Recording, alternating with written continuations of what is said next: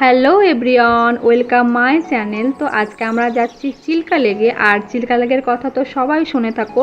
তো এদিকে আমাদের গাড়ি চলে এসছে। তো আমরা পুরো ফুল ফ্যামিলি একদম রেডি যাওয়ার জন্য। আর এইদিকে আমরা গাড়িতে উঠে পড়েছি। আর চিল্কা লেকের কথাও আগে শুনেছি, পৃথিবীর সবথেকে বৃহত্তম লেক চিল্কা লেক।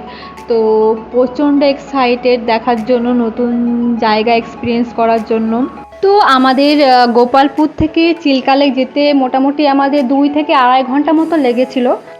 তো ফাইনালি আমরা চলে এসেছি। বেশ জঙ্গলের ভেতর দিয়ে, খুব ভালোই লাগছিল। আর এই জঙ্গলের ভেতর দিয়েই হোটেলটা আছে, আর এখান থেকেই আমাদেরকে নিয়ে যাবে লেকে। তো আমরা নেমে পড়েছি। তো চলো ভেতরে যাওয়া যাক।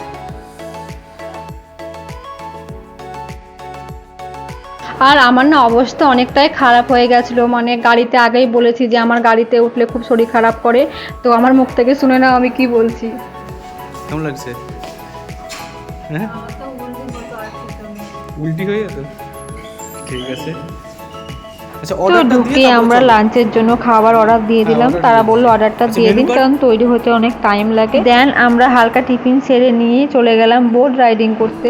বিশাল রোদ, বিশাল গরম। আর করেনি ফোন।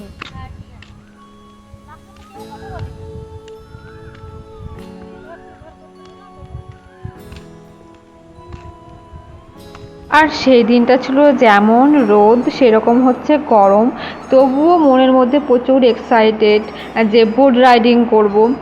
আর যতই গরম বলো, যতই রোদ বলো, যতই ঝড় বৃষ্টি বলো, মেয়েদের কিন্তু ঘোড়া থেকে কেউ আটকাতে পারবে না, তাই না? আর হোটেলটা থেকে লেক যেতে আমাদের প্রায় টাইম লেগেছিলো, হেঁটে হেঁটে অনেকটাই প্রায় যেতে হয়েছিল। আর দেখো রাস্তার ধারে ধারে বিভিন্ন টুপি, খেলনা অনেক কিছুই বিক্রি করছিল। তো আমরা চলে এসেছি। আর বোর্ডে এবার উঠবো। চলো তোমাদেরকে লেকে চারিদিকটা একটু ঘুরিয়ে দেখে দিই।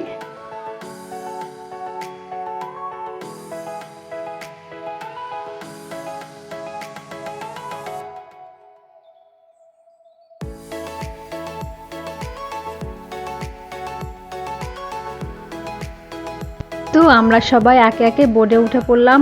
আর খুব প্রথমে তো আমাদের সবাইকে খুব ভয় লাগছিল, যে আমাদের বলছিল জলের ওই মাঝখানে নিয়ে যাবে, পুরোটাই ঘোরাবে আমাদেরকে।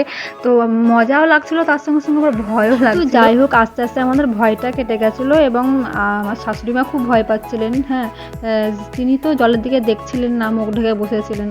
আর তো যাই হোক, আমরা খুব এনজয় করছিলাম ব্যাপারটাকে।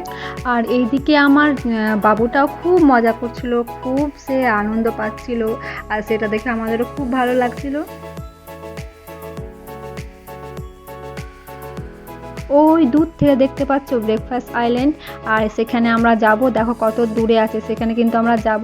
তো চলে এসেছি ব্রেকফাস্ট আইল্যান্ডের কাছে। আর এটা হচ্ছে ব্রিটিশ আমলে তৈরি হয়েছে, পুরো একদম জলের মাঝখানে। আর দেখতে খুবই ভালো লাগছিল। আর এখানে নাকি ব্রিটিশ আমলেরা যখন আসতো তখন এখানে এসে নাকি ব্রেকফাস্ট করতো, চা কফি খেত আর রেস্টও নিত। তো জিজ্ঞাসা করলাম যে এখানে এখন নাকি চা পাওয়া যায়? তো বলছে না, এখানে পাওয়া যায় না, অনেক দিন আগেকার কথা এটা। তো মেয়েটা এখানে মাঝখানে থেকেই গেছে, সেভাবেই এখন কেউ এখানে যায় না, খুব ভয় পায় এখানে যেতে। ভয় পাওয়ারই কথা, মানে ভাবছো সমুদ্রের মাঝখানে ওটা, মানে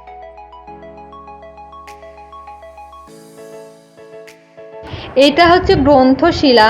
এই শিলাটা দেখো, মানে এত সুন্দর। এখানে নাকি ভেতরে শিব মন্দির আছে, এখানে পুজো করে নাকি সব এসে।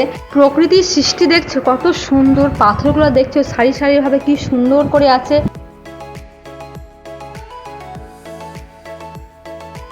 তো আমাদের লেকটা পুরো ঘুরে কমপ্লিট, এবার আমরা ব্যাক করছি।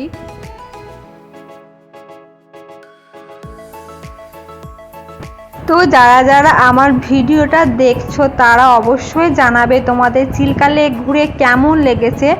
আর আমার চ্যানেলে যারা নতুন তারা অবশ্যই আমার চ্যানেলটাকে সাবস্ক্রাইব করে দেবে।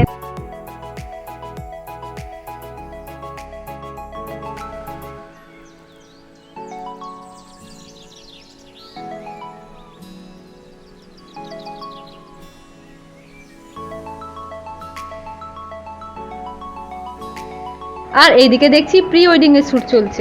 আর আমাদেরকে আসতে দেখে এরকম লজ্জা পেয়ে গেছিলো, এবং ক্যামেরাম্যানকে বলছে তারা একটু পর তুলবো।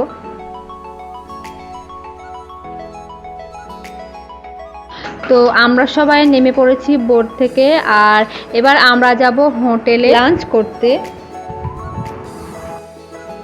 তো সারাদিন ঘোরার পর অনেকটাই লেট হয়ে গেছিলো, তাই আমরা ঝটপট লাঞ্চ সেরে আবার বেরিয়ে পড়লাম গোপালপুরে।